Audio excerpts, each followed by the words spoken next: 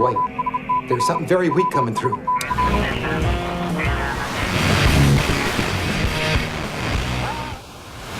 A long time ago, in a galaxy far, far away.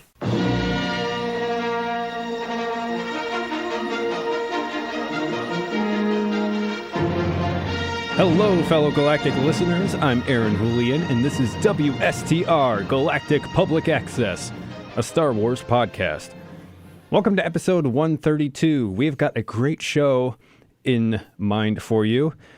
We're going to be talking about what is essential knowledge for the Star Wars fan to have.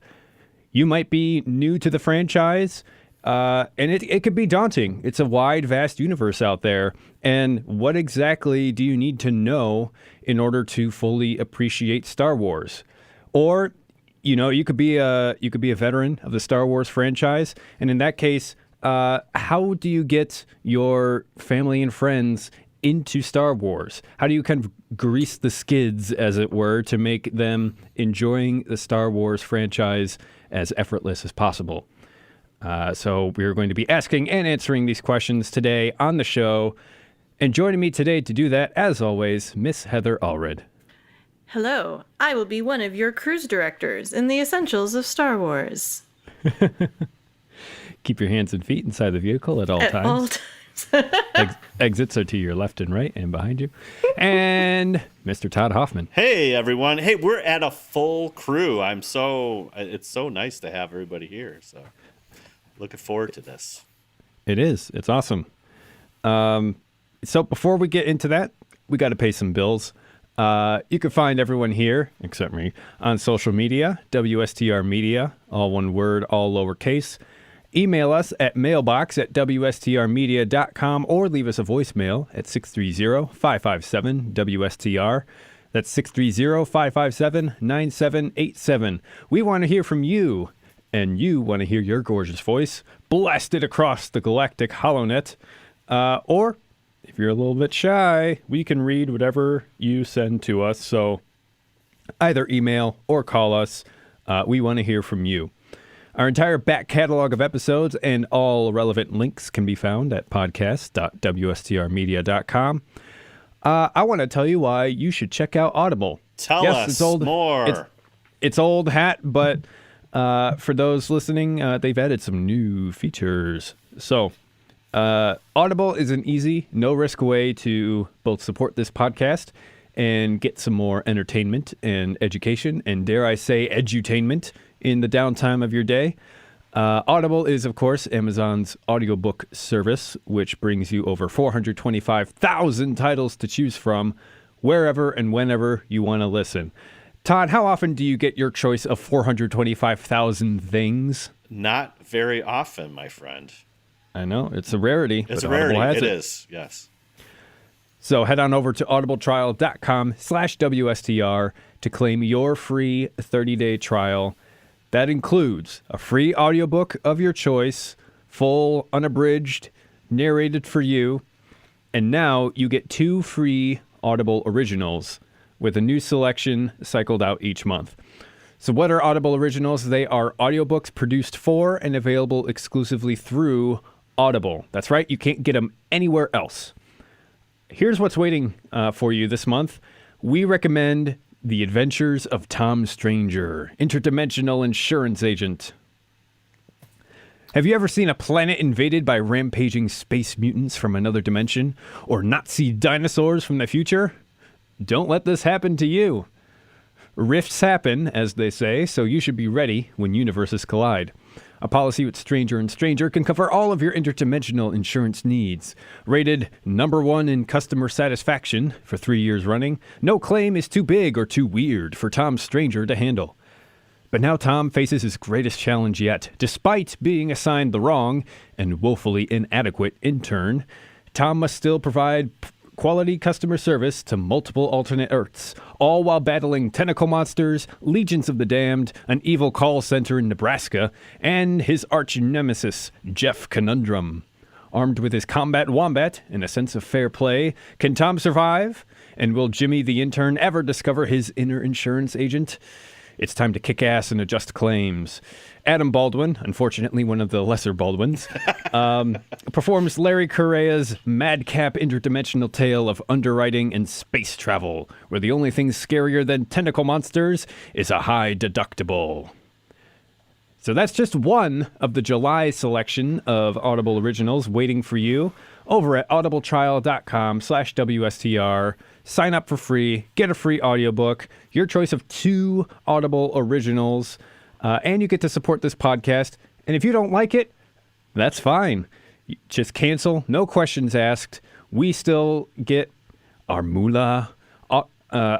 You get to keep your choice of audiobook and Audible originals. Everybody wins. Everybody's happy over at audibletrial.com/WSTR. We also got merch. Head on over to store.wstrmedia.com and you'll be blasted across the hyperspace lanes to Teespring, our store over there. And you can get covered head to toe in WSTR merch. We've got hats, we've got t-shirts, we've got tank tops, we've got yoga pants. What? We've got socks. We got mugs, stickers, anything your heart desires. Well, maybe not that, but all of your merchandising needs, all of your merchandising needs we have in store for you at our store at store.wstrmedia.com. Heather. Yes. Let's tease that news, please. Okay. Woo, Aaron, that was a lot of information. Aaron's like breathing now. He's like, okay, I'm breathing. I'm breathing. I may have had coffee before this episode.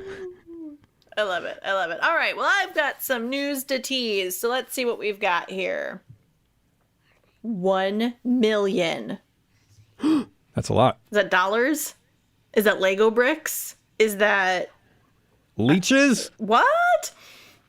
I also have impressive. Most impressive.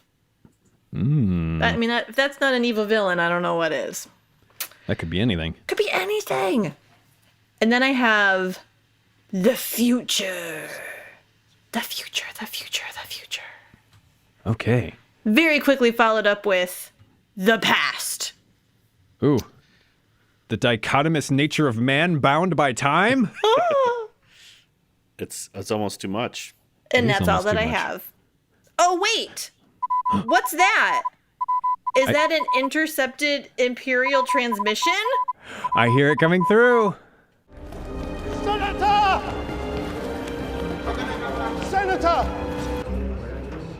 Intercepted Imperial transmission, Mom.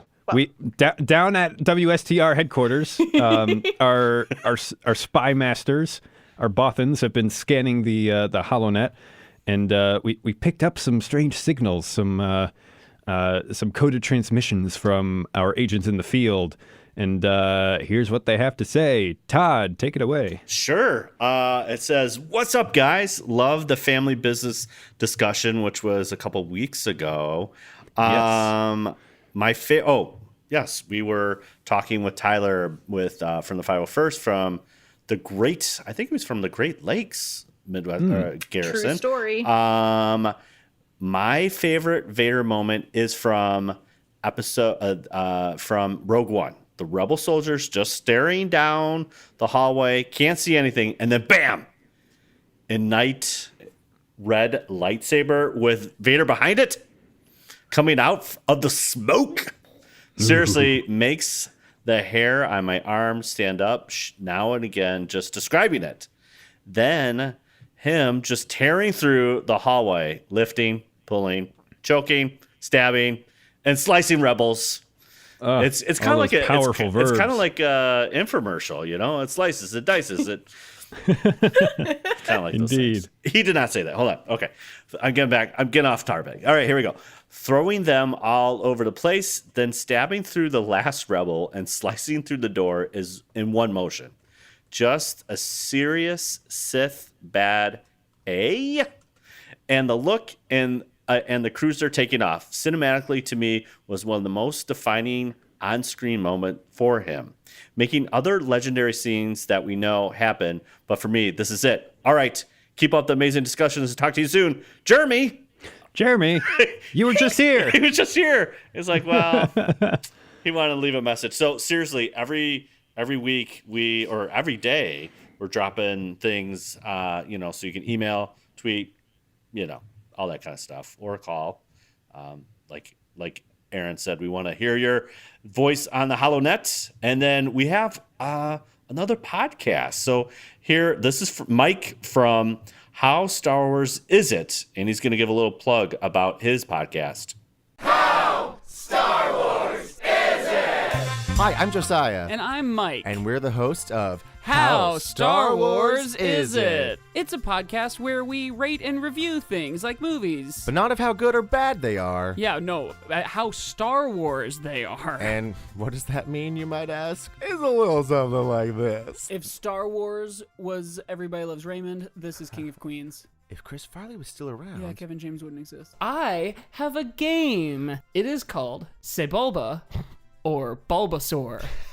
Yeah, when he was a Palpatine. Do we have like an animated show that we could pitch? The Emperor and his it takes place Palpatine. at Count Dooku is around his age, plus Yeah, or maybe minus a decade. Maybe like Count Dooku. That's really funny. If that sounded good, Or Star Wars. then check us out on iTunes or wherever you get your podcasts at How Star Wars Is It? And like we always say, may the fourth be with you. All right. There you go. Thanks, Mike. So yeah, check out How Star Wars Is It? And you never know, we might have them on the show soon. So they're also locally grown podcasts. So we like to represent our Chicago friends. So there you have it. Much love from the flatlands of Illinois. That's right. So here we go. We're gonna go to Twitter. For some reason, I meant to say Land of Lincoln, but that just didn't come out. You And said I'm the flatlands? What's Illinois? It's flat.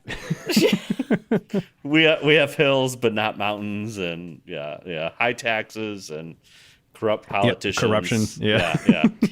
But a beautiful city. And great hot dogs and pizza. Great. Pizza. Yeah, there you go. All right, shall we move on to Twitter Trash Compactor? Get in there, you big polio! I don't care what you smell! Get in there and don't worry about it! All right. Oh, man. Every week we are running the polls, and this week is no exception. So we did, what is your favorite part of Galaxy's Edge? Comments welcome. Okay, we got 4 choices. So here we go. Shops, Smuggler's Run, food, atmosphere. So again, we were talking with Jeremy last week about his experience in Galaxy's Edge, and he kind of described all these things. So Heather, since you weren't here, what is one of those things? What do you think going to be your favorite part? Should probably Right. flip it. Yeah. What do you think? Yeah. What are you looking forward to the most? So, so I am fortunate enough that I have a very real chance of going to Galaxy's Edge at Disney World here when it opens. It's all very exciting. Basically, the way that I put it to my dear bestie Lindsay, who's our cruise director for that trip, I said, the priority is the following. I want to build a droid. Yes. I want to go to the cantina. And I want to ride the Millennium Falcon. That's all you need, really. That's really the priority, right? So I guess if I'm going off of that priority, I'm going to have to put shops first, since the droid building part of it is a shop. So I think the idea of taking part of Galaxy's Edge home with you is probably why it's super up there. But I'm going to go with atmosphere being a really close second. Absolutely. That's what I got to say. Awesome. That's Fingers great. crossed. So, Aaron? I would have to say it's probably going to be the atmosphere for me. Sure. And it's really where I believe Disney World excels. True. Is they know the value of, well, when Walt Disney first made Disneyland, opening day was a disaster. Like, it was way too hot. Hot enough that the asphalt was like sticking to people's feet. And the way the park was built, when you had staff go from one land to another, like in costume, they would pass through other lands, and it would just break the illusion that, you're at this magical place. Right. And so that's partly why down in Florida, when they built Walt Disney World, they wanted immersion to be the number one thing, because they want you to be able to enter this magical land where you're away from your cares and concerns for a little while, and you're just in this land of magic where anything can happen. And every little detail that they build in the park is suited to that, whether it's the music that plays there, the people in uniform and costume, they're all themed based on which location you're at. The sights, the sounds, the smells, they're all there to help immerse you in this world. And I think that's really where Galaxy's Edge is going to shine. Yeah. And fun fact, they've solved that people in the wrong lands problem by building the entire park like 15 feet high, like above the foundation. And they have these underground tunnels called utilidors, where they Are they staff portals? Can go. Well, kind of, yeah. The staff, they go underground and they are shuttled around wherever they need to go. So you no longer have cowboys walking through Tomorrowland, for example. And I really think that philosophy is going to bleed over to Galaxy's Edge, where they're going to want to immerse you in as deeply as possible. Even Jeremy had mentioned that they've got like blaster burn marks on the walls in the cantina where somebody had a little tussle. So yeah, atmosphere is going to be the main one for me. That and hidden Mickeys. For those who don't know, Yes. a lot of the Imagineers in the parks, when they're building it, they'll hide a little Mickey symbol or like a character or something to that effect. And there's a whole big like scavenger hunt for them. So that's a pastime of mine whenever I go to Disney World. Nice. Yeah. It's awesome.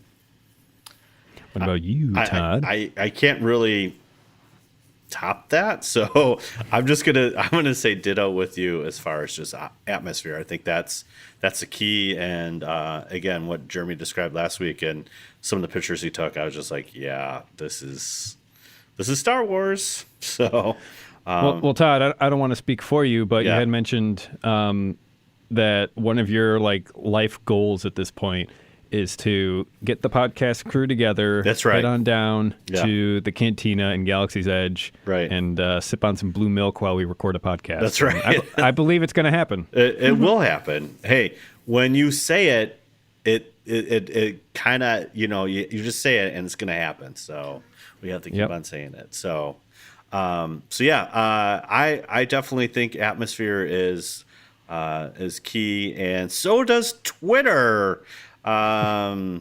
Shop Smugglers Run got a little love. Food did not get any love, unfortunately. So, but atmosphere is definitely key. So, that's great. Keep them coming. So every week we will be doing the old polls. So check them out. All right, Aaron, it's your turn to get out of the Dagobah cave, and we're going spicy tweets. This is not really. The sunshine hurts my eyes. I love it, Aaron. You're the best. It's bright. It's so bright. I can't see. This is not really technically spicy tweets, but what was trending this week. So first trending was the Face app. So everyone got old real quick on the old socials or young, whatever you want to do. But there's this new app out called the Face app. And we posted a couple pictures of the crew. I seriously look like my dad, which is okay, but like it's uncanny. And so it was fun kind of passing around. But yeah, everyone was doing a lot of old age pictures on the old Face app. So. And then did you delete the app because the Russians created the app to steal all of our identities? Oh yeah, the Russians. I forgot about them. Yeah. So to clear that up, their terms of service say that they own any photo that you use in the app, and they have access to your camera roll and everything, which is actually pretty standard because that's the same terms of service that Instagram, for example, has. Right. Or Snapchat. The problem is the app is made by like one guy in Russia. Right. Yeah, right. So it's like, who knows where that will end up? Hey, man. So it's probably all your pictures probably on the cloud somewhere. So don't even. Yeah, it's the cloud will take over. That's right. That's right. The other thing which was trending was this Area 51.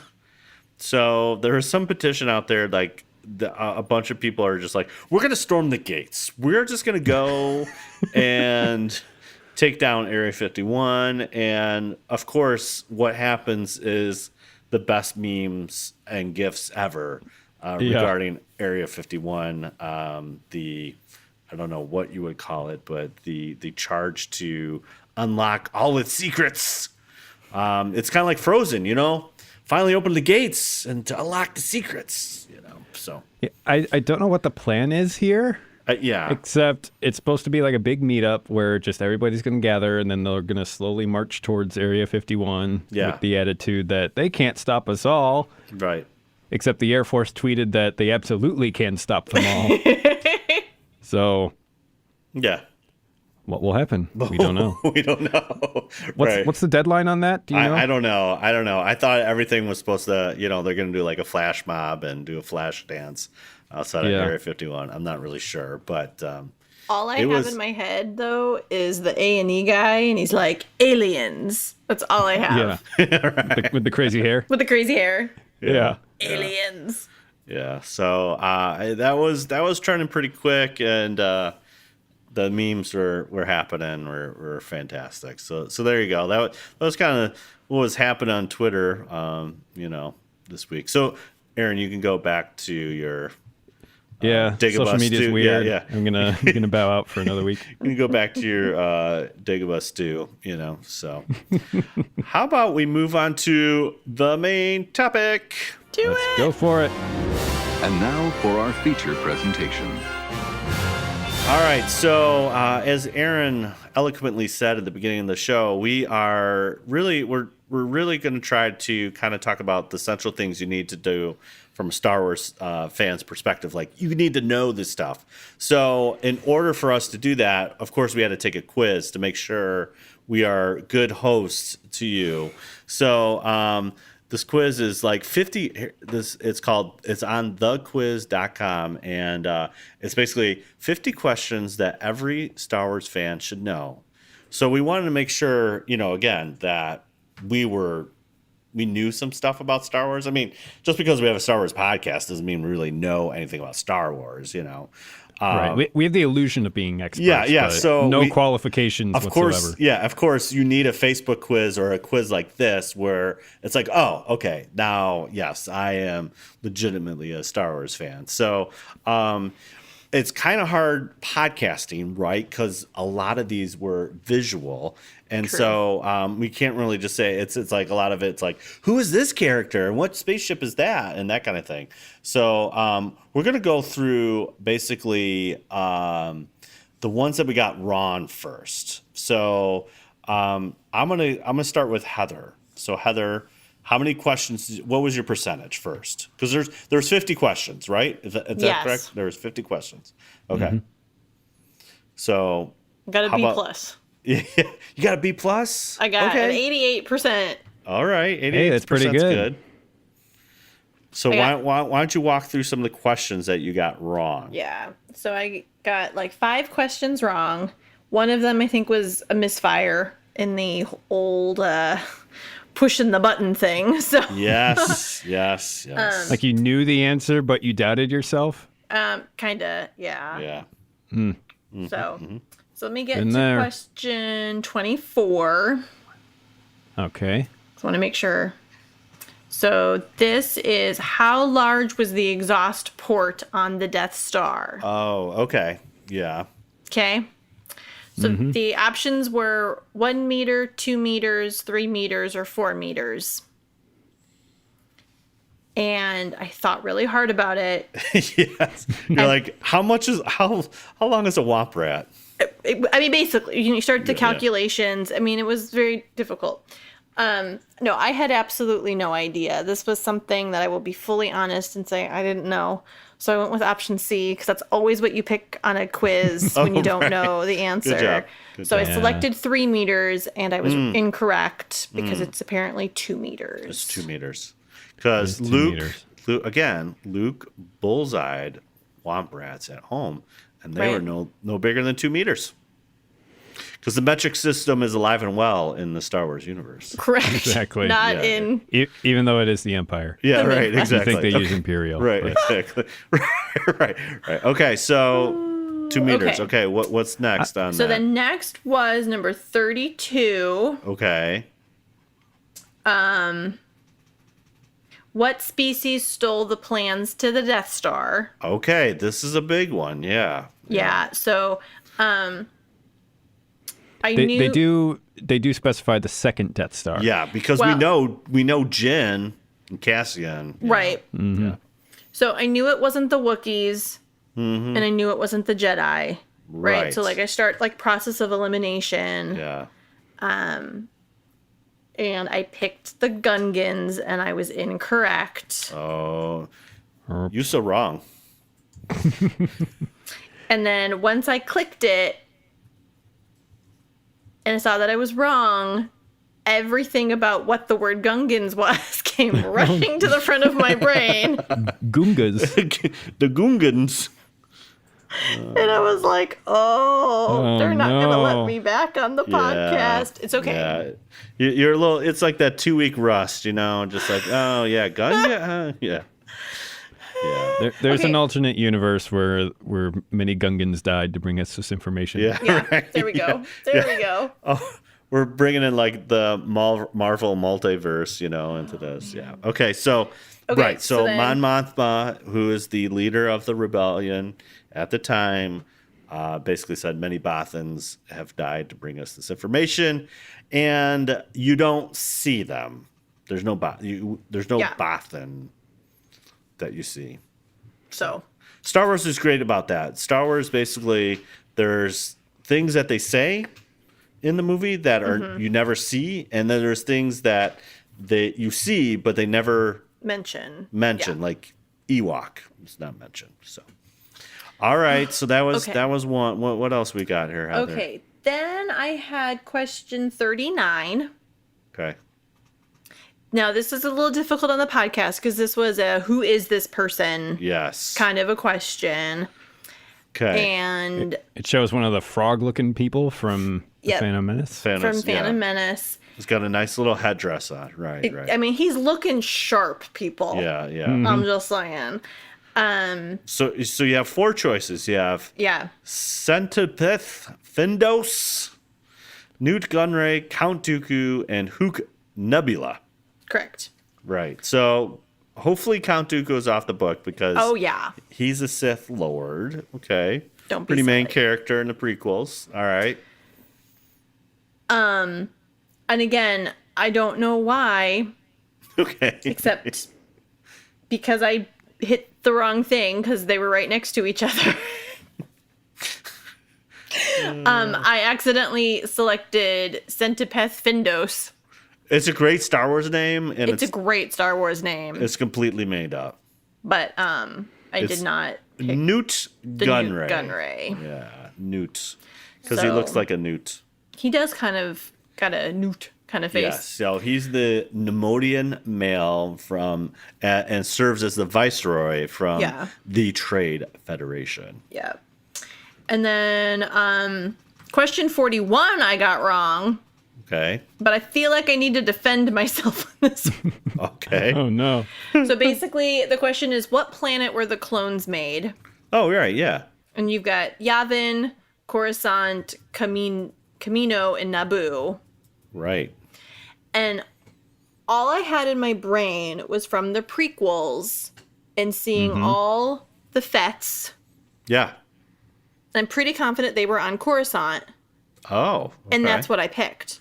Of course. Not realizing when they said the word clone, they weren't referring to the clones that were in my brain.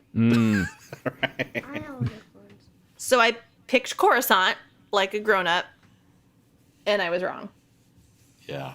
Well, yeah. So, Coruscant is Imperial City, right? Yeah, so that's where everything's fine. happened. The Rain planet, where you see the kind of alien-looking dudes. Yeah. That's Camino. I Camino. don't know what I'm doing. It's Okay, fine. well, it's fine. I don't. It's all right. It's None of fine. us are perfect. Yeah, Thank I mean, you, thank you're, you. maybe you're having a little quiz fatigue, It at was 41. near the end. Yeah, it's near the end. It's like, I don't know if my brain can handle it, And then my so. last one, Okay, this is where you get your B++. right? Was question 46.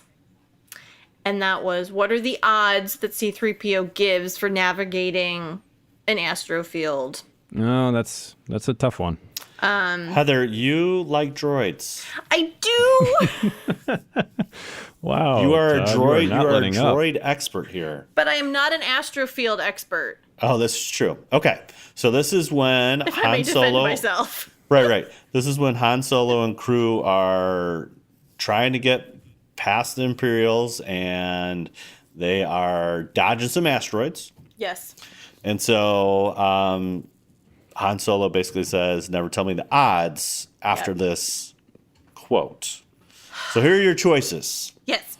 450 to 1, 3,720 to 1, 1,000 to 1, and 5,435 to 1. So 1,000 to 1, that's off the books. It's got to be an odd number, right? Yeah. Yes.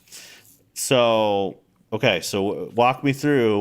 Which one did you kind of land on? I was like, I took out 1,000 very quickly. Yes, that's good. And then I took out 5,000 pretty quickly because it seemed too large. Like I seems just was kinda like, hard. let's Yeah. get rid of the extremes and let's play Right. in the middle ground, Right. right?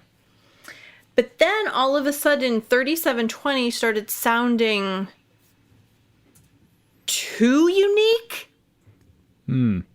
I don't know if that makes sense to anybody but my brain. It's your brain. We're in it. I'm just saying. So I did pick 4350 and I should have picked the 37. Right. Yes, it's true. But I feel like of the questions I got wrong, I'm really kind of only upset by like 2 of them. Okay.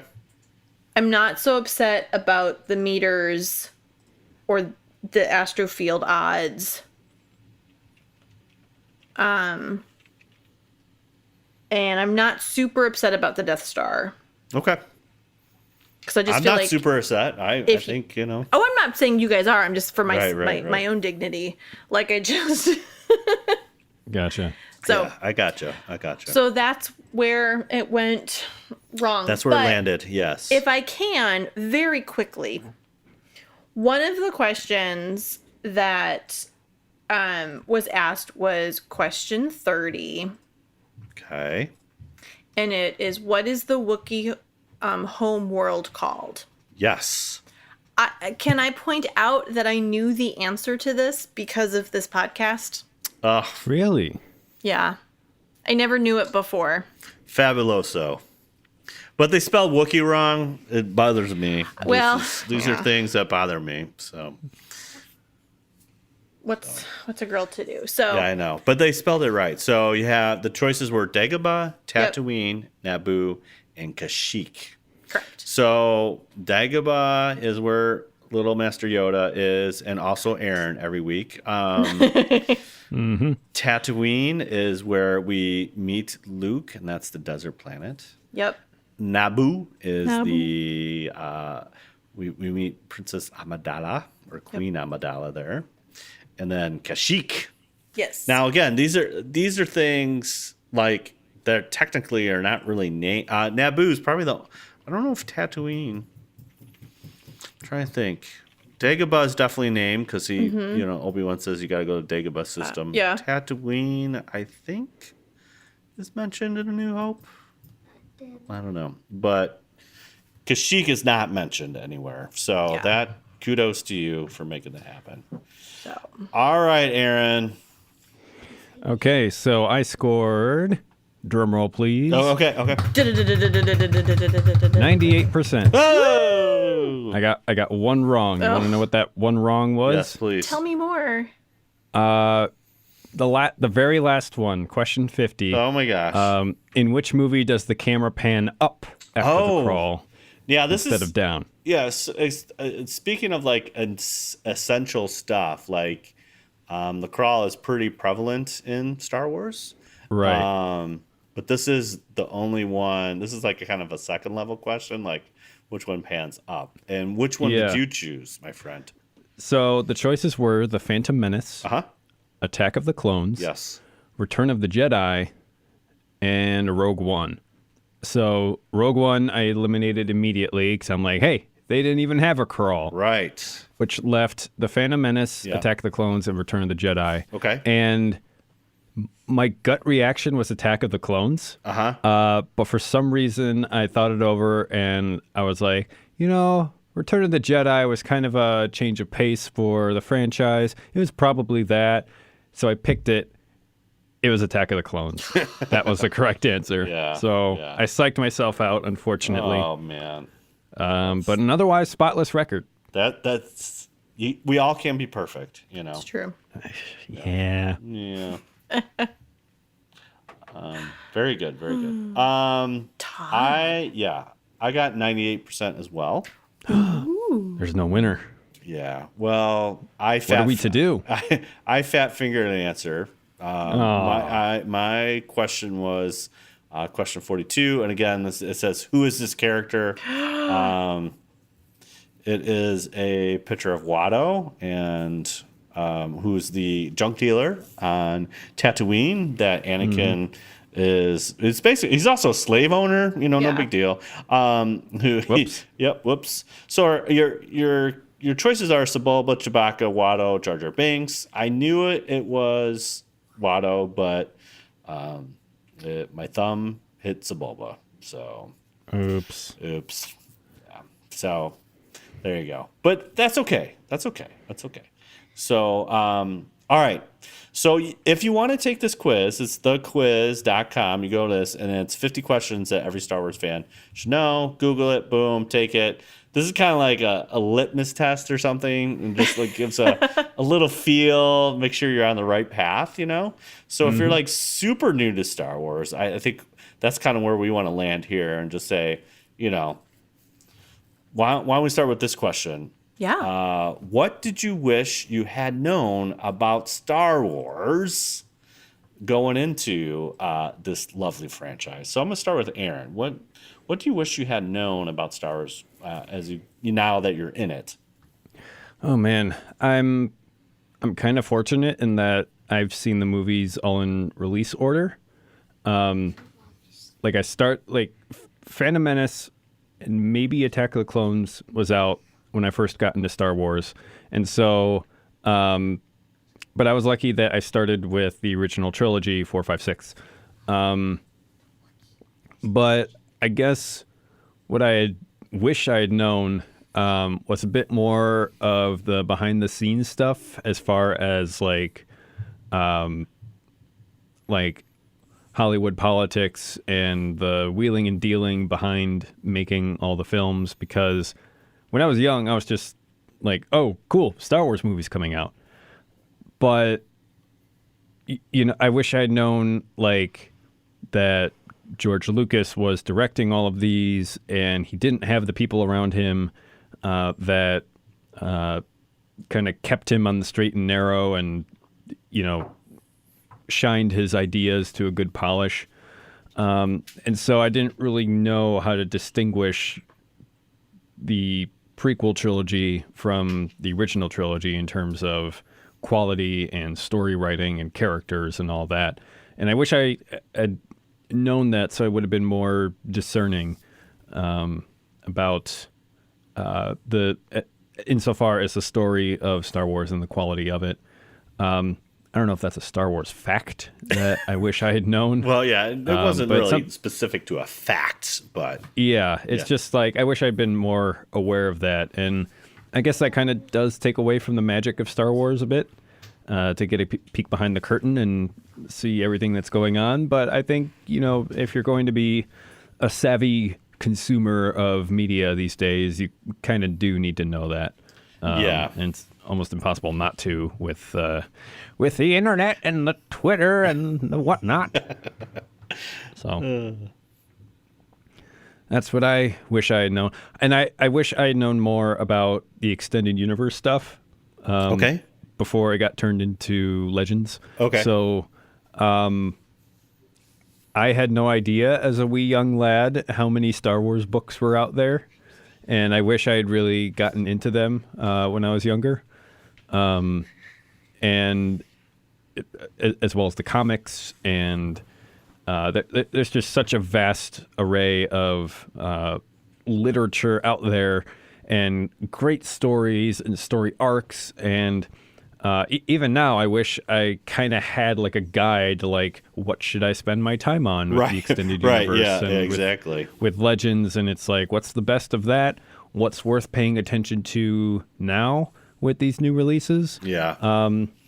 Maybe we should do an episode on that, like your guide to the Legends of Star Wars. I don't know, sure. but it's something I wish I knew because there's so much out there. Yeah, there's so much out there. Yeah. Yeah, so there's so much out there. So, because like we talked about this with like I think it was JD with like the New Jedi Order, which is a series of books. There were 17 books. Yeah, just for that, and that was just a little series. And so the EU starts like right now, right after the movie came out in 1977 with Splinters in a Mind's Eye, and that was like in 1976, and that was pre kind of like, oh, let's try to keep this continuity thing going.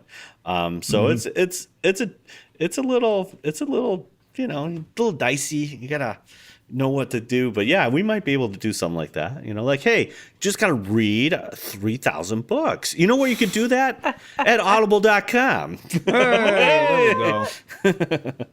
So, okay. Too good. Yeah, I know. Anything else there, Aaron? I think that would be about it. Yeah. Oh, I wish I played more Star Wars video games as a kid too. Well, there you go. There you go, kids. Just read and play more video games. So there you go. All right, Heather. What about you? I'm so glad you asked. I think the simplest answer to the question is I just wish I asked more questions when I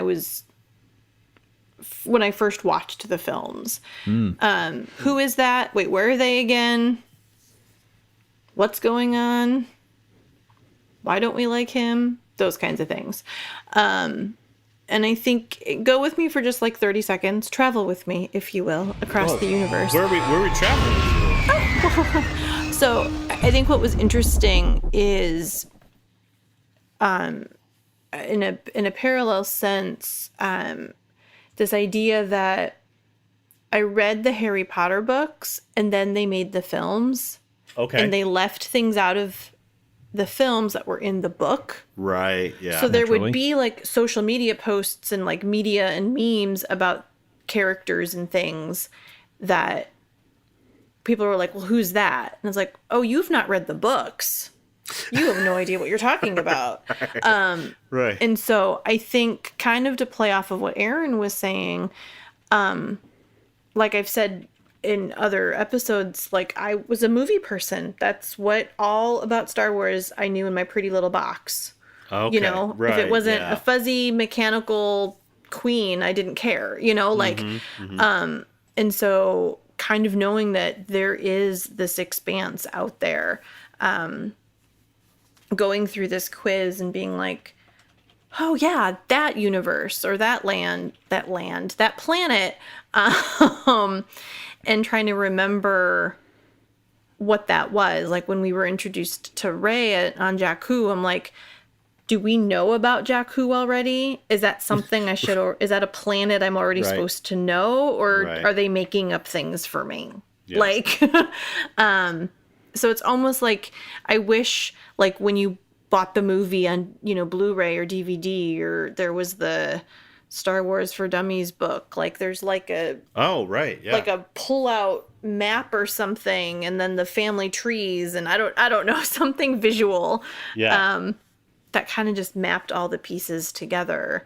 Because I love when you guys are talking or someone like in our news segments and we're like, oh, we really want a new planet. And I'm like, aren't there like 18 that I don't know about already? And you guys want another one? Right. Yeah. Yeah. Yeah, that's something I've always kind of scratched my head about, because it's like, new planet, everybody, it's Jakku. Yeah. But it looks and operates exactly like Tatooine. Basically, and it's like, yeah. Do they have a different culture? No. Does it look different? No. So it's like, why not just put it on another part of Tatooine? Tatooine's a big place.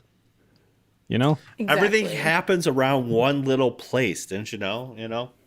Yeah, So- it's the backwater where nothing's supposed to happen. And it's the one thing that bothers me in Rogue One. So it's like, oh, this portal of the whole planet is around the one tower that we need to go to, It's like, oh, okay. Yeah, that makes sense. So, yeah. Anything else, Heather? I think I kind of not. I feel like I'm going to start repeting myself a little bit. Sure, so it's yeah. probably everything. Let's keep this All to right. good podcasting. So, yeah, it's all good. But All good. yeah. So, What about you, Todd? I don't want to sound arrogant because I know how this is coming across, but like, Oh boy, here we go. I've known Star Wars since I've been 5 years old. Sure. So it's been, and I, as soon as the movies ended in '83, I, kind of basically still kind of kept with it and read all the books and read everything. And so I was pretty well versed in Star Wars, and then when they came back, I was like, okay, cool. I'm already here, guys, So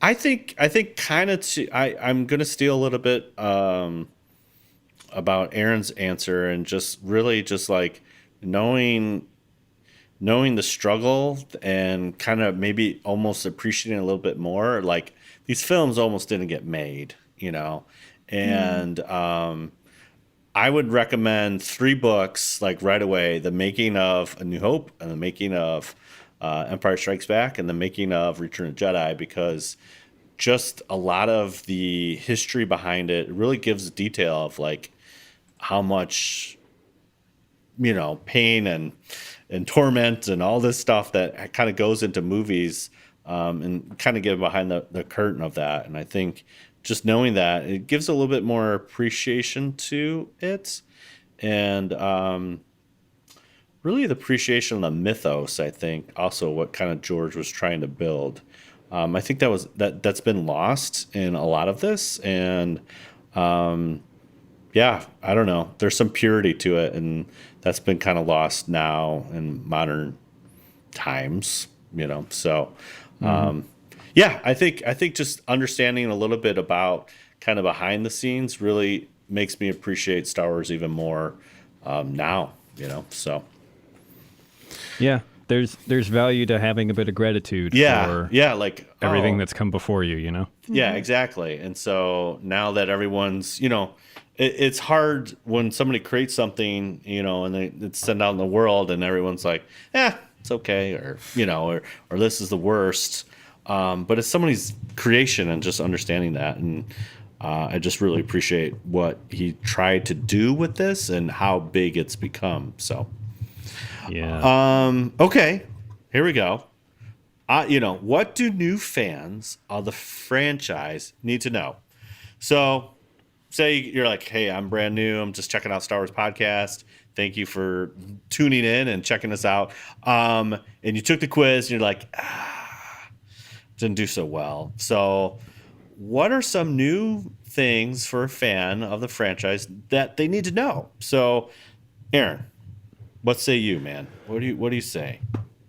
I think the best way to get the kind of baseline knowledge of the films is basically just watching all the main movies that have been released. Yeah. But it can be a head scratcher for people to figure out what movies they should watch, in what order, in what format. It's a nightmare. So, right. There's kind of two schools of thoughts on this. The first recommendation would be watch in release order. So that would be episode 4, 5, and 6, followed by 1, 2, and 3. And then I guess for the sequel trilogy, that would be 7, Rogue One, 8, Solo. Right. Yeah. That the order is not as important with the sequel trilogy. And the reason that you would get this is because with each new movie that comes out, the Star Wars lore gets more and more complicated. And you definitely want to watch the original trilogy first, because that was basically Star Wars before it got really crazy big Star Wars. And so it's the best written characters, it's the most clear story, and it's just easy to hold all of the information together in one place. Yep. Okay. And then once you get to the prequel trilogies, it's like that's when it becomes, a C-SPAN in space. It starts to get a little bit complicated. Right. But you don't need to know all the information in there, because there's a lot of just small side characters that don't matter.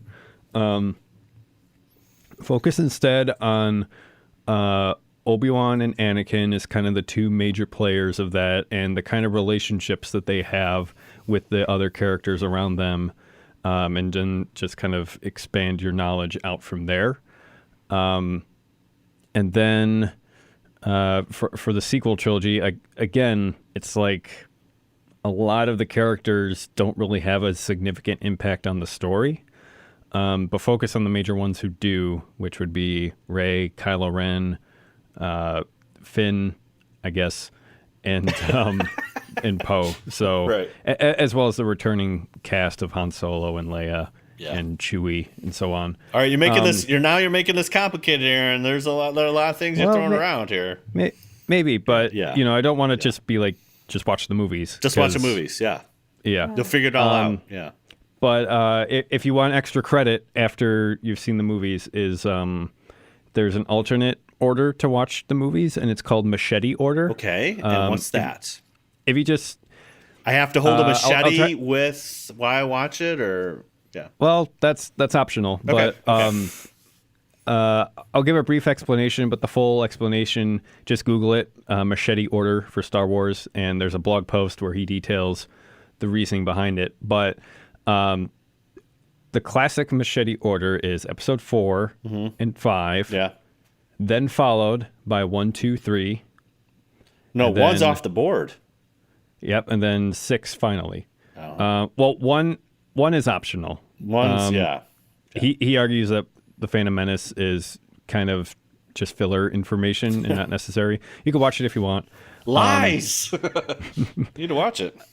Yeah. But the reasoning behind this is that you watch episode 4 and 5.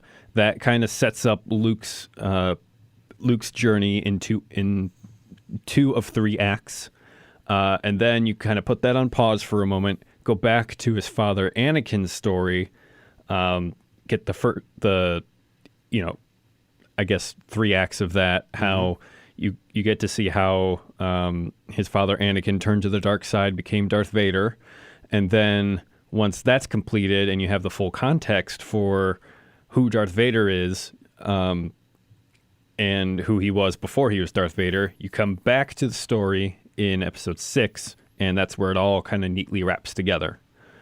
That's machete order. So I would say if you have a lucky Star Wars fan as a friend who would like to guide you through that, I would say go ahead. Yes, but it's, in my mind, it's a bit advanced than just going through the release order. So that would be my recommendation. Stick to the main movies, stick to the major characters, and you'll you'll be most of the way there. Everything else is just kind of extra. Right. Okay. Nice. Heather, what say you? Well, I'm going to repeat myself from what I said in the previous. Okay. Do not be afraid to ask questions, people. It Okay. is your Yes. right to ask questions. I was having an interesting conversation actually recently with somebody about Star Wars, the Okay. films, and how you watch them. And I, of course, being the crazy person that I am, Yes. who likes to play devil's advocate a lot, Okay. I said, well, I think you really need to know who is coming into the films in regards to what order to watch them in. Okay. I said, there are people that I think, yes, you do 4, 5, 6, you do 1, 2, 3, you do 7, 8, and then you throw in the ancillaries as well, right? I do think there's something to the machete order. If I can defend Phantom Menace, but for 30 seconds, I do think it's important to watch. I think it's important to watch for the Obi-Wan Qui-Gon connection, and then specifically with Darth Maul because of recent Other things. things we've discovered in other Right. movies. That's true. That's true. So I think people are so disgusted by Jar Jar, and they're so disgusted by the awful age gap. I think you need to just get over it and move on and know that there's other parts of that film that are important. I said, however, I kind of believe that there's another interesting order in watching them. So we're going to call this the Heather order. Ooh, because I was just gonna say I have a Todd Hoffman order too. But- Is I think people need to watch Force Awakens, okay. then go back to the original trilogy, Wow. Okay. then do the prequels, Okay. and then come back to The Last Jedi. Wow. All right. And part of that is because culture has changed so much in how movies are seen. Like the amount of times I try to get people to watch like an old black and white movie with me, it's kind of like pulling teeth a little bit. Like Right. some Cuddle people, to the couch and like do it. Like no. you know, or like it's like, oh, check out that amazing special effect. You could see the strings, people. Like, you know, like that. I think introducing them to The Force Awakens, where it's a little fresher, it's a little bit more exciting. Then you get this great introduction, in my opinion, to Leia and Han with Chewie, and then this really great cliffhanger about Luke at the end to then go back into A New Hope to get his backstory. I see what you're doing. Did you see what I'm doing? See what I'm I see putting what down? you're throwing down. Yeah. Yep. I think I'm it's reading your mail. I'm sniffing what you're scratching. I just think that's interesting because then I think you are then introduced to this, like, why does Han treat Chewie that way? Oh my gosh, what happened between Han and Leia? I think it's interesting. Okay. Why is R2 shut down? Like all the things. Let's go back in time and let's find that out. Okay. All right. And don't forget to I think ask there's merit to questions. that because Thanks, Aaron. there are The Force Awakens for a lot of people served as their first Star Wars movie. That's Correct. true. Right. Yeah. And so there's plenty of material in there for the Star Wars veterans, but that probably led a lot of people to buying the old original trilogy DVDs and watching those. Mm-hmm. DVDs? Do people buy DVDs anymore? Blu-rays? I don't Whatever. know. Yeah. I don't So know. Todd, what's the Hoffman order? Hoffman order is start with Solo. You don't need to Really? know nothing about nobody. You just come in and watch Solo. So you start with Solo, and then you go to Rogue One, and then you go A New Hope, Empire Strikes Back. Stop, because there's a cliffhanger at the end of Empire Strikes Back. You go back to the prequels, 1, 2, and 3. Mm-hmm. And then you pick it back up and go to Return of the Jedi. And then start Force Awakens and then The Last Jedi. That's my order. Because I feel like if you're like, I don't know, I'm a new person and 9's coming out in 4 months, you know. and I need to figure out what the heck I'm doing, just pick up Solo, put Solo in. You don't need to know nothing about nobody. And it's a popcorn movie. It's great. You just get, okay, understand the feel.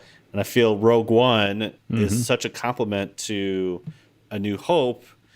You run those back and forth, like, okay, all right. And then you kind of end the cliffhanger of Empire. Yeah, end of the cliffhanger of Empire Strikes Back.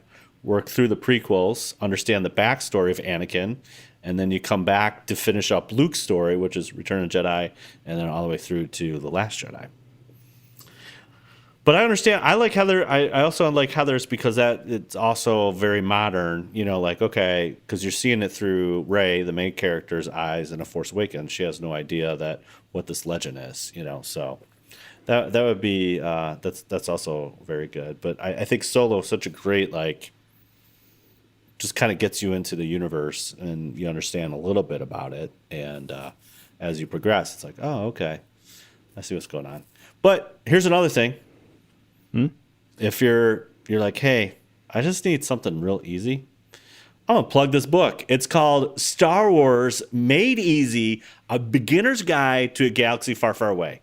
It's right there. Whoa! What? Such a thing exists? It's by DK Books. DK Books are fantastic. I would recommend every visual dictionary that they've put out. But if I love DK Books. Yeah. So if you really just want to, like, hey, I want to do a crash course on Star Wars, and you want to get through the movies, and that does take some time, you can pick up this book, you know, at Amazon or your local bookstore, and came out in 2017, but it's literally the title on, or the cover is like Star Wars Made Easy.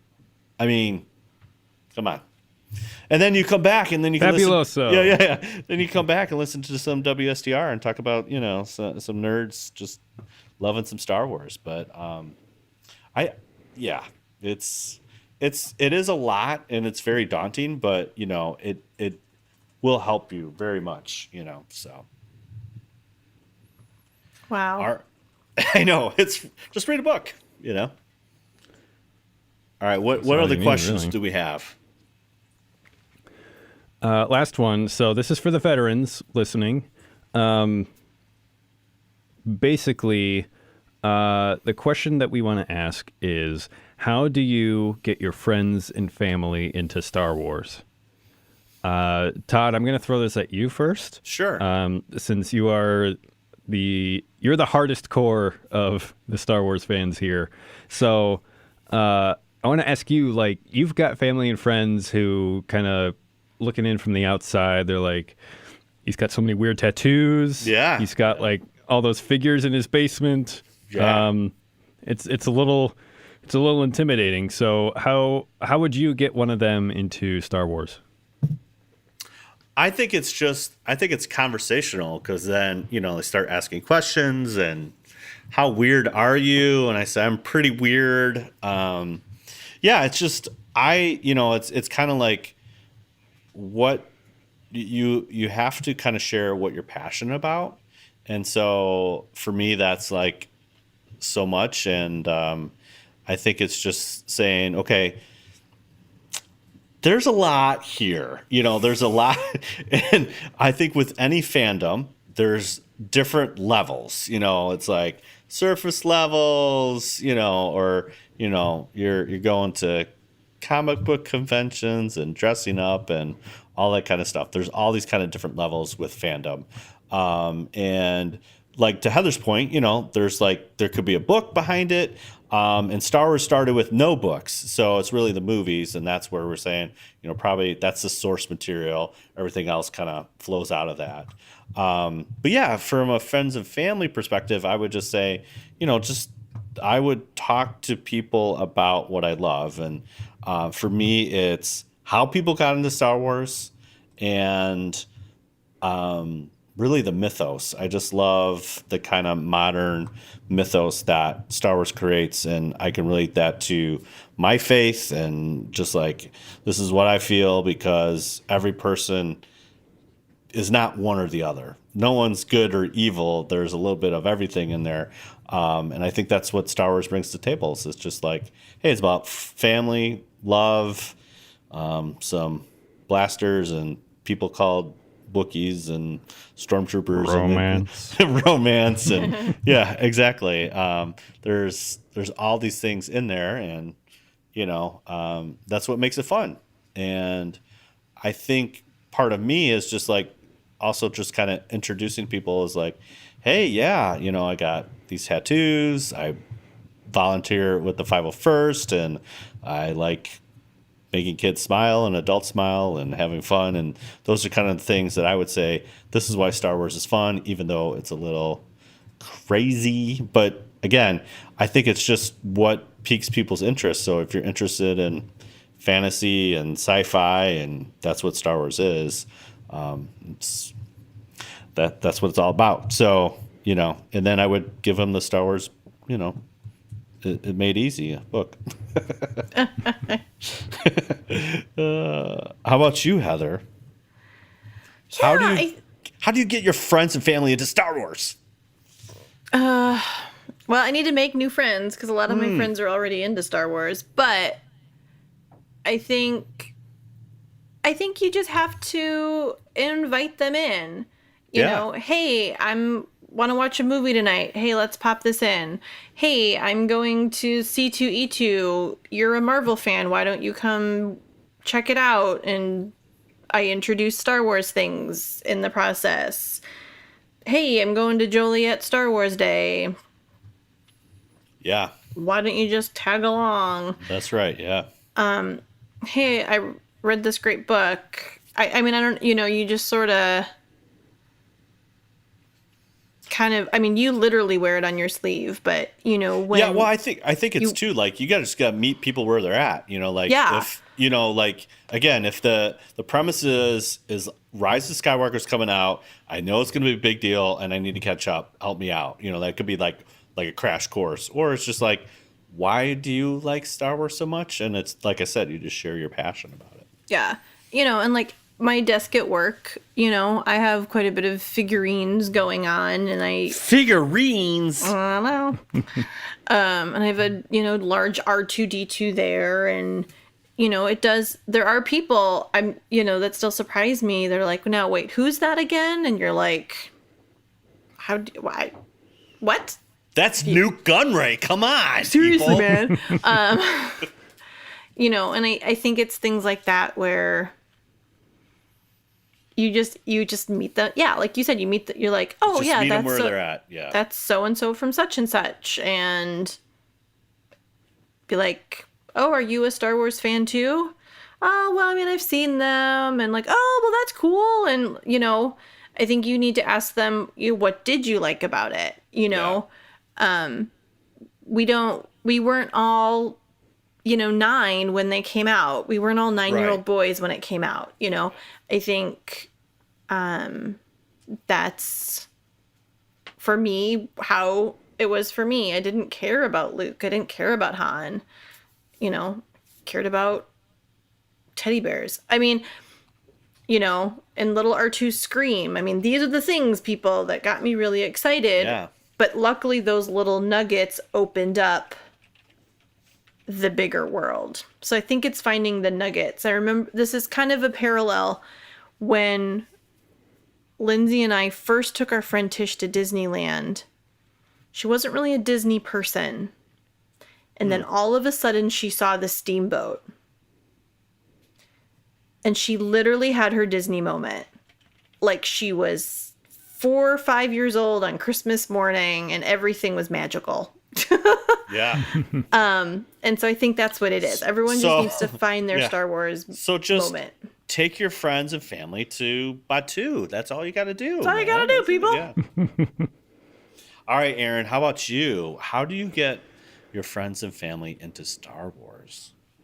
Oh, man. I'm going to kind of echo Heather on this. And a lot of it's just going to be, come and see. Where maybe just offer to watch the original movie with them. Or if you want to watch in a different order, your original movie of choice. And just say, like, I like hanging out with you. I like Star Wars. I know you're not too into it, but come along and I'll give you a little tour. And just offer to spend some quality time with them. But I would add to that everybody's going to have their own like hook into Star Wars. Yes. Yeah.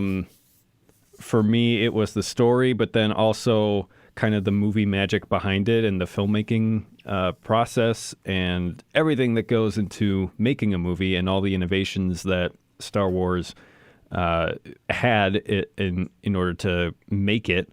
And so it's kind of like that filmmaking angle for me. Yeah. Whereas other people, they're going to be super into like all the ships and all the different pod racers and all of that. For some people, it's going to be the droids. And for others, it's going to be the costume design. And other people, it's going to be the stories. And they're going to be getting into the books. And so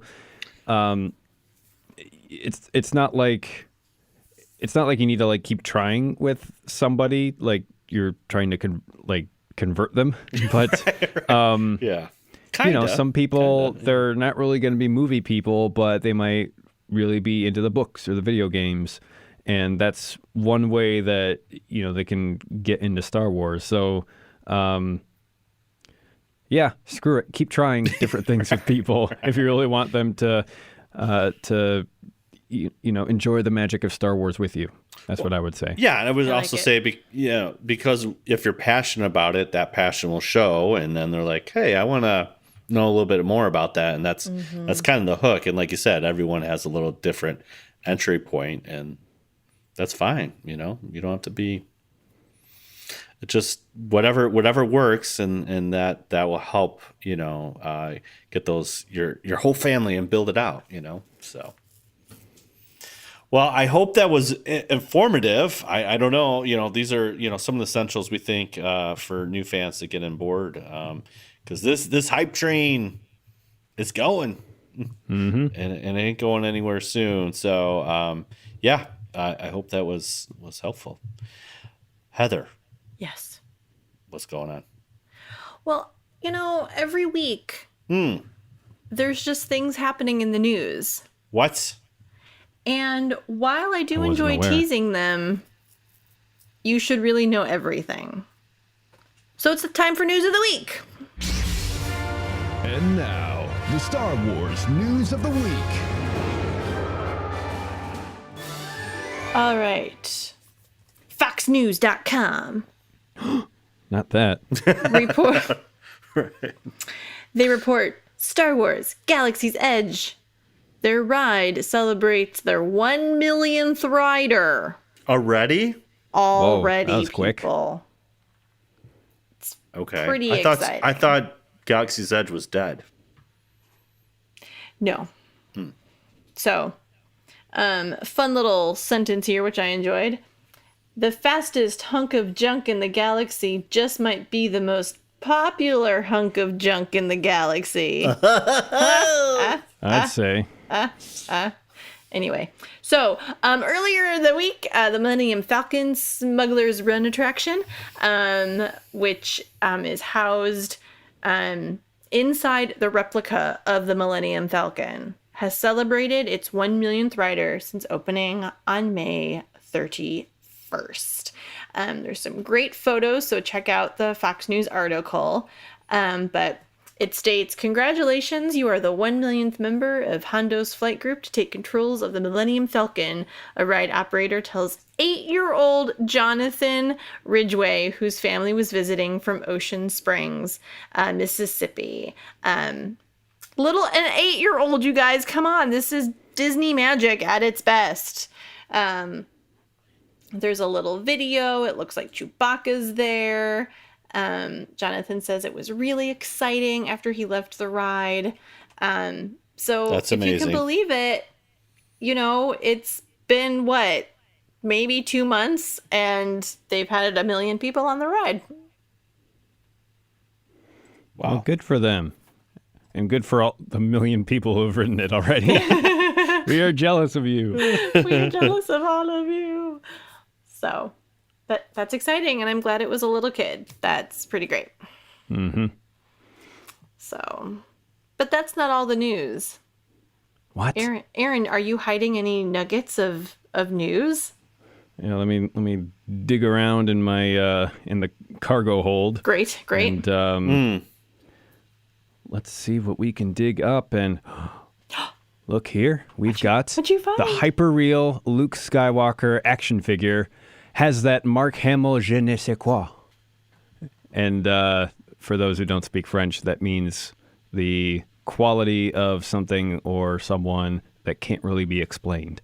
So, and what they mean by this is there is a line of action figures from Hasbro called Hyper Real. Whoa. And they, it's San Diego Comic-Con. We're getting announcements left, right, and center. And we have this action figure. And it looks super Skywalker-y. It's got a realistic rubber exterior skin. Yeah. And an internal skeletal structure. So you can pose it in ways that it will hold. So this is joining the Hasbro Star Wars Black Series Hyper-Real line, which so far also includes an 8-inch Darth Vader. They're higher end than standard figures in the Black Series, which are already pretty high end. They've got seamless joints, 28 points of hyper-articulation that allow for a variety of poses. And this particular figure has Luke in his Cloud City garb. Okay. With the blue lightsaber and such. And here's a quote from Patrick Schneider, Star Wars senior brand manager. Stop-motion maquettes were definitely part of what spawned the internal structure. Those are the actual puppets and figures that they use for movies. We wanted something that was going to not only be posable, but would also hold that pose. So internally, you'll find a full steel-structured, articulated maquette. This Luke is based on how he appears in The Empire Strikes Back. Any guesses for how much this costs? $50. $50, okay. Heather? Yes.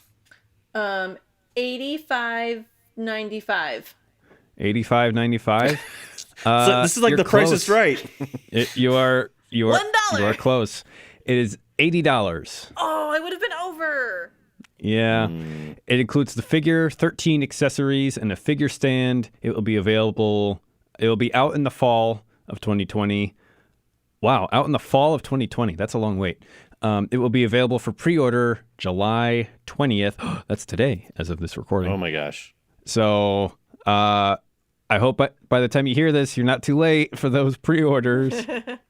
But yeah, if you've got the cash to spare, they've got the action figure for you. Wow. So that's all I've got. Todd, we're looking at Twitter again. Yes, we have to. That's where the news is at there, Aaron. I'll hold my nose. Okay. So we kind of teased this last week. San Diego Comic-Con is going on, and they're doing Lucasfilm is making somewhat of a presence there, and they did the evolution of the Stormtrooper. So they're looking through the designs of the Stormtrooper and an all display, and so they have quite a few.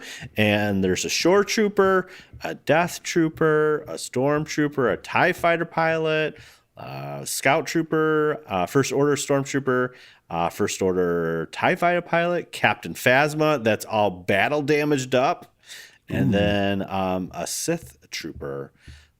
So these are all on display on San Diego Comic-Con, which is going on right now as of this recording. But it's funny because as they have these costumes on display, there's also a big video going on behind the scenes.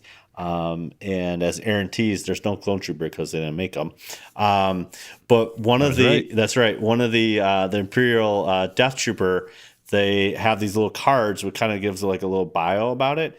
And they screwed up on the bio at the San Diego Comic-Con. It said first appearance, The Force Awakens, and that's an oopsie. Somebody got fired, I think. I don't know. Some interns like, oh yeah, this is good. This looks good to print, but yeah, someone got shoved down the into the trash compactor. Trash compactor, yeah, exactly. So on Star Wars and on the Star Wars feed, it's bright. It's Rogue One where the Imperial Death Trooper appears, but at San Diego Comic-Con, it was wrong. So oopsies. Sith Trooper looks great. It looks pretty much like a mosh podge of the First Order Trooper, a little bit of classic Stormtrooper, and then gosh, I cannot say their names. The Last Jedi Perithian guards, I think, the red guys that.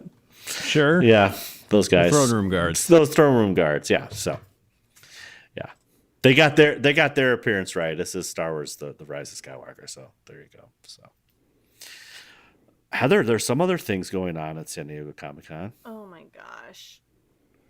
Someday, guys, we'll be there. But until that time, we'll just learn about the information. So we have another book, which hopefully will help us all as Star Wars fans. So DK, looks like we have Star Wars: The Rise of Skywalker, the Visual Dictionary. Oh my gosh.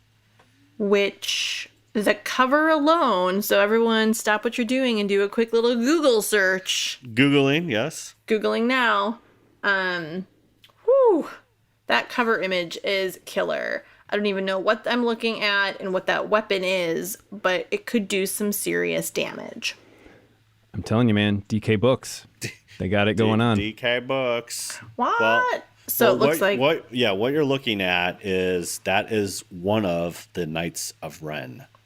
Oh, I know nothing about the Knights of Ren. Well, you gotta watch. That's okay. You're in good company. Nobody else does either. Okay, great.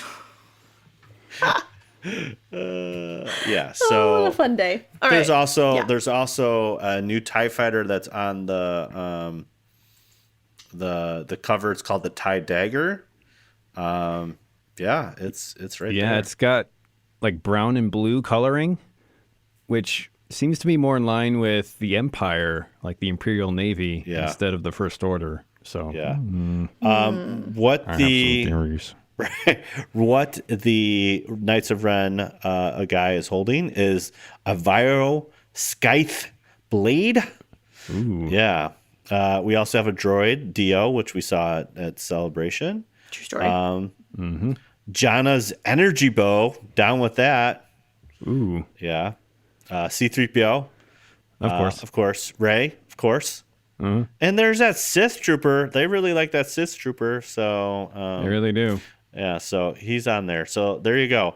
But honestly, the Knights of Ren character, I mean, it's got that Kylo vibe, and I like that burlap kind of material. And oh my gosh, he looks killer. I'm like, yes, please. And you could get it now on Amazon.com. Whoa! Well, not get it now, but you can pre-order. Do that pre-order thing. Yeah. It comes out December 20th, which is the same day as the movie, which makes sense. It is a 200-page definitive guide of Rise of Skywalker and has over 500 plus images. Count me in, sign me up. Let's do it.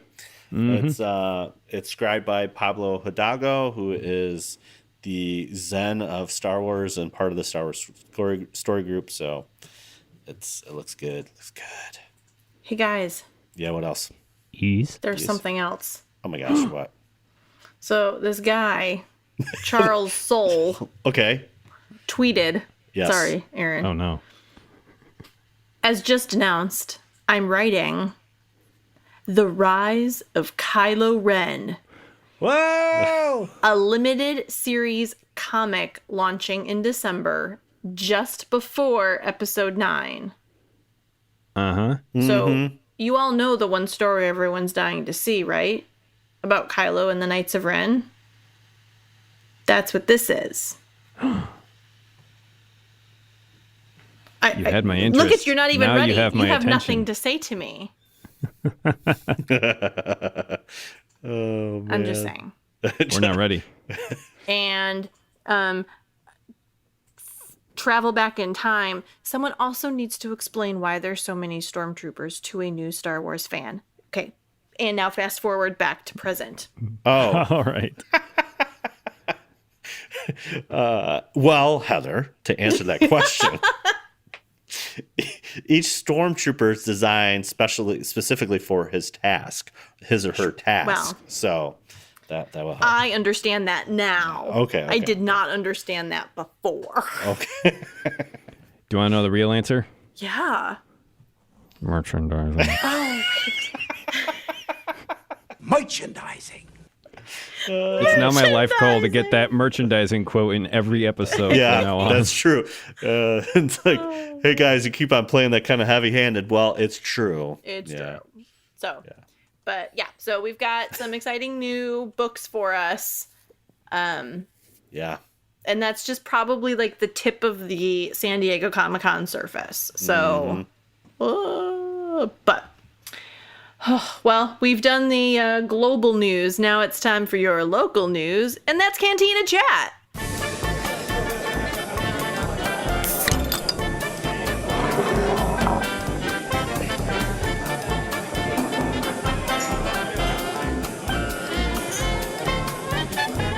So let's do some alphabetical order here. Aaron Julian, what is up with you? A great many things. Okay. So I've got 3 cool things going on. Right. So the first thing is about, I want to say a month and a half or 2 months ago, the mic that I had been using for so long for the Star Wars podcast, after one of our recordings, I dropped it. And even though it's tough enough to be used to nail things in if you're in a pinch, I somehow dropped it in such a way that it broke. And there's no easy way to fix it. And it broke your heart. Yeah, 2 things broke that day.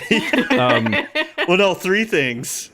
The mic, your heart, and your wallet. Yeah. I'm like, So I basically got by using the radio station's mics, kind of borrowing without permission, until I bought my new mic, which I debuted last episode. Yes, correct. That's right.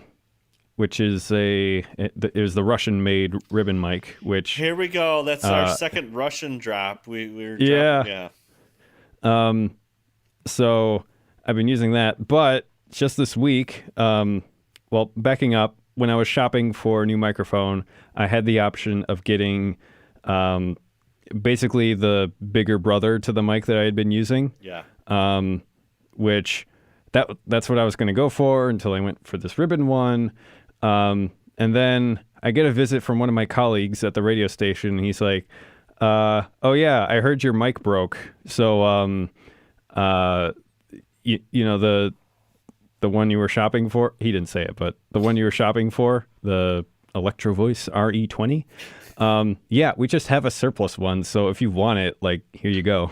So that's what I'm speaking into right now. Oh my gosh. So now I have 2 microphones. Oh my gosh. Yeah, it's quite amazing. Yeah, that's awesome. And then I've got my money coming in from bounty hunting very soon, which I'll be using to make some serious audio gear upgrades. So stay tuned and you'll hear the difference. Second thing is something weird that I do that Todd knows about. I've been making my own beef jerky.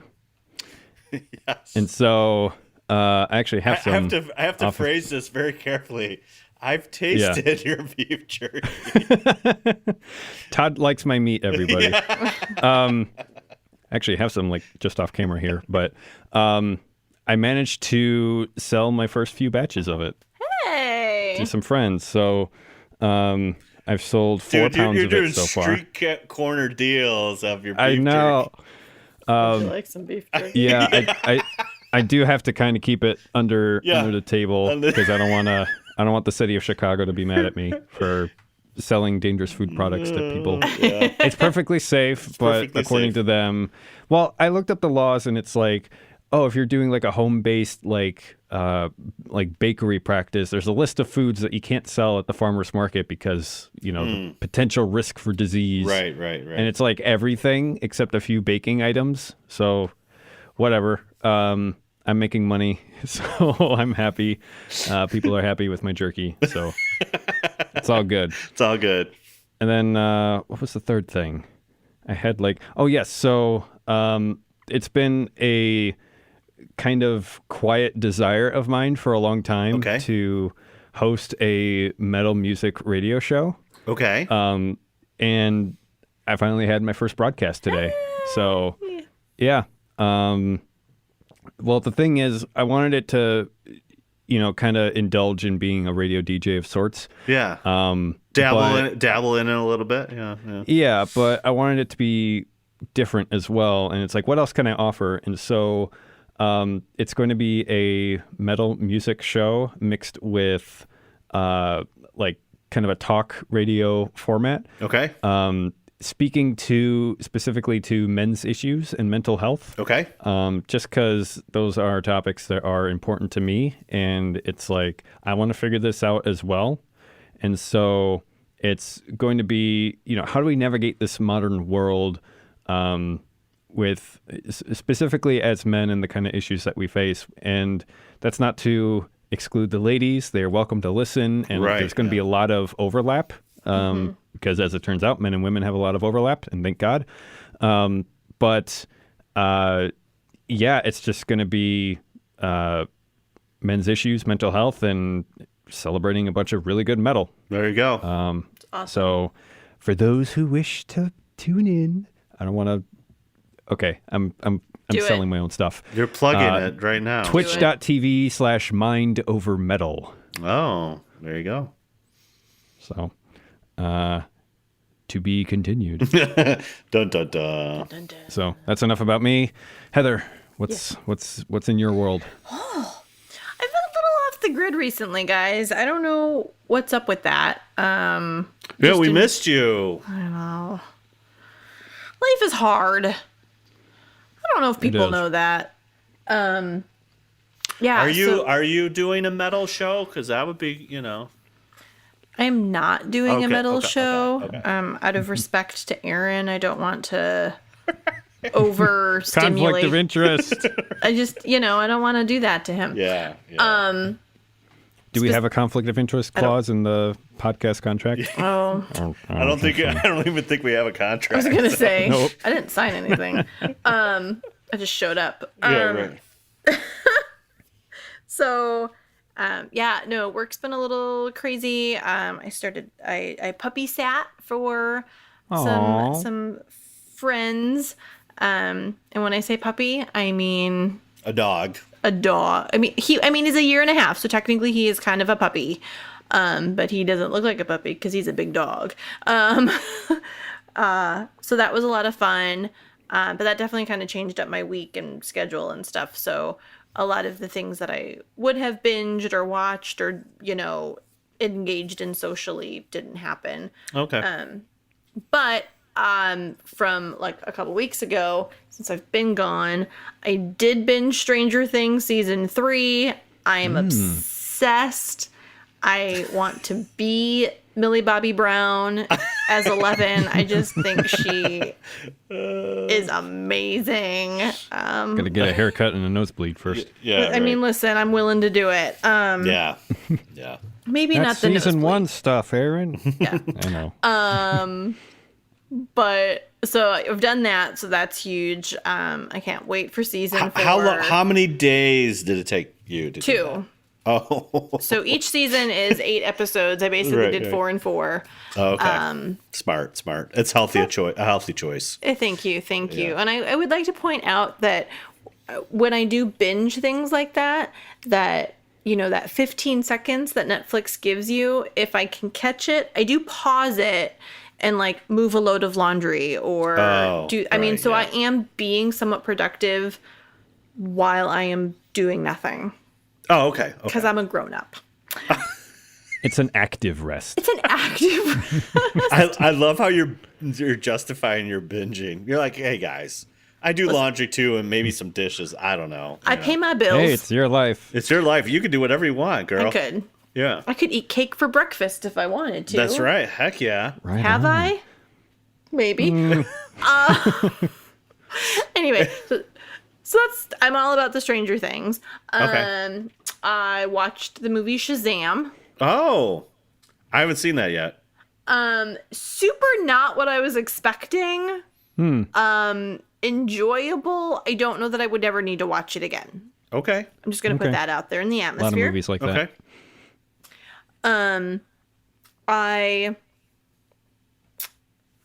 mentioned a long time ago that I was doing yoga, and that Yes. that You're doing stopped. like hot yoga. I was doing the hot Dagobah yoga, Yeah. and it just It was too hot. It was too hot.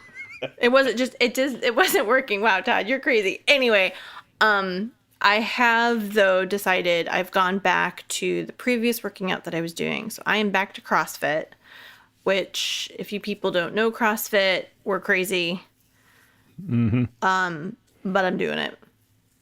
So you're lifting tires and flipping rope and flipping people over your head and Moving stones with your mind. Why did it have to be rocks? So, so those are sort of the big things for me.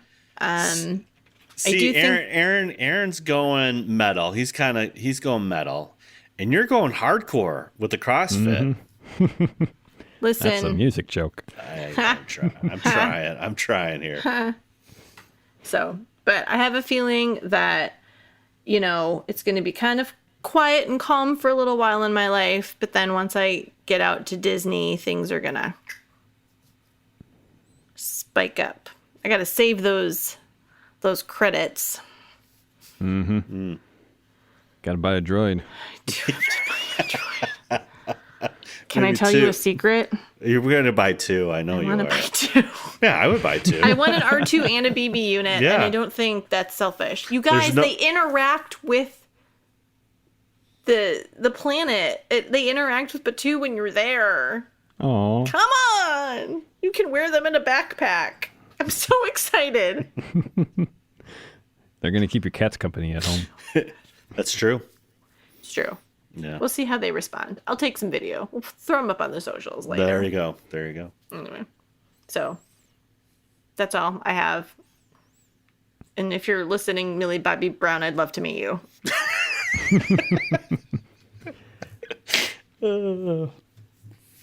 Todd, why don't you save me from myself? That's okay. So I guess I'm justifying, just like Heather. I'm getting smarter and stupid at the same time, and I love it. So, yeah. Do tell. I finished, on audible.com/WSTR. Finished Rebel Rising, which is a prequel to Rogue One, and it's all about Jyn, and it's fantastic. So Awesome. It's literally about her childhood and how she got to where she's at after you kind of see. Well, you kind of see bookends. You see her as a kid and then as an adult in Rogue One, but it's that middle part that you don't know, and that's the story that Rebel Rising is. It's pretty in-depth, and I really enjoyed it a lot, and really kind of brings Jyn kind of a full character, because you don't get that in the movie so much, so you kind of understand her motives a little better. So I finished that. Really good. I liked it. Hey, as Aaron's recommendation, Tom Stranger, finish that bad boy up. There you go. Dude, hilarious. It's worth a listen. It's so freaking funny. And Alec Baldwin does a really good job of all the different voices. And it's super bizarre and super funny. Isn't Adam Baldwin? I don't know. It's Adam. Adam, Okay. Alec, somebody. One of the Baldwins. Does a really good job, and it's hilarious. There's also another, as my other free choice of Audible exclusive, I'm listening to Grown Up Guide to Dinosaurs. Oh, nice. It's what I do, and so it's like kind of saying, hey, you're interested in dinosaurs as a kid? Yes, I was. I wanted to be a paleontologist. Well, now I want to know about, it's like, instead of saying what your favorite dinosaur is and everyone goes to a T-Rex, kind of find out about dinosaurs, and it's fascinating. I love it. And also, chickens are dinosaurs, just to let you know. And then finally, 2 more things. Stranger Things. I'm going through Stranger Things right now, season 3. I'm doing more of a healthier approach, one at a night. So Jen and I are going through that, and it's fantastic. I love it. So, it's been fun. And then finally, San Diego Comic-Con is happening right now. There's so much going on, not only Star Wars World, but Marvel Phase 4, as of this recording, just released. And I just got to go through this list because it's ridiculous. Black Widow, Internal, Shang-Chi, Doctor Strange in the Multiverse of Madness, Thor, Love and Thunder, where Natalie Portman is going to be the new Thor, Black Panther 2, Captain Marvel 2, Guardians of the Galaxy 3, Blade, Fantastic Four, and X-Men. No big deal. Oh my gosh. And then there's TV shows. There's Loki. There's Captain or Falcon and your boy Sebastian Stan. What's his name? The Winter Soldier. Yeah, Winter Soldier. Yeah, dude. There's so many things coming up. So, just save your money and yeah, it's just crazy. I'm just like blown away. So. So that's all. They kind of, each San Diego Comic-Con is crazy, and that this is their big launch, and they have. So Marvel just kind of laid out their Phase 4, and it looks pretty impressive. So super stoked about that. Always super stoked about anything that happened at San Diego Comic-Con, and I have to go there one year. It's on my bucket list. Just throwing it out there. So. Totally. That's it for me. All right. Gentlemen, this has been an amazing episode. It has. It's been almost 2 hours. Goodness. Fans, thank you for staying there with us. But I hope that you feel empowered as either a new fan or a veteran fan to know that regardless of where you stand, there is a Star Wars nugget for you. Find it, hold on to it, nurture it, grow it. I can't think of another thing, so that's all I got. So... Don't let the dream die. So let me wrap this thing up because that's all that's left. Thank you again for listening to another episode of WSTR Galactic Public Access. Once again, we are on the social medias. That is WSTR Media, all lowercase, all one word. We're pretty easy to find. And we always want to hear from you. Without you, we are nothing. So please comment. I know I went harsh there, guys. No, that was very dramatic, I am dramatic today. I don't know. I got all excited for some reason. Anyway, so you can comment, you can tweet us, you can rate us on Apple Podcast. You can also email us at mailbox@wstrmedia.com. Leave us a voicemail, 630-557-WSTR. That is 630-557-9787. We'll get you on an upcoming podcast. All your friends will be like, oh my gosh, you were on a podcast? That's so cool. Hey, and if you want to be on the podcast, we really don't do too many credential checks, We're just like, you want to be on? As long as your money's good, we don't care. I don't know where that came from. What's the cargo? Us two, exactly. 2 droids and no question. Oh my gosh. Oh my goodness. For less crazy episodes, check out our back catalog of episodes at podcast.wstrmedia.com. And because you're going to fall in love with us, check out our store. We are store.wstrmedia.com for all of the merch you could ask for. Next week, we are at episode 133, and currently on the calendar is Behind the Bucket with Tom, Rosie. It's going to be about mops. Rosie. Yeah, mops. We're going to talk about mopping. Yeah. What's the right bucket for each room? Or the Stormtrooper bucket. What? Oh. Yeah. That's all you get. That's the tease. I'm all about the tease. Yeah, I mean, so here's the thing back. about podcasting, because you're like, hey, all right, last week with Jeremy on, you said that was going to be episode 132. I know. And you know what happens? Life gets crazy, and so we had to reschedule and get everything lined up. So, but yeah, it's really happening now, It's like not written in pencil, it's written in pen, people. It's very different. Right, it's very different. But that's all we got for you. So if you gentlemen are ready, we got to wrap this up the way we always do. All right. So now this is podcasting.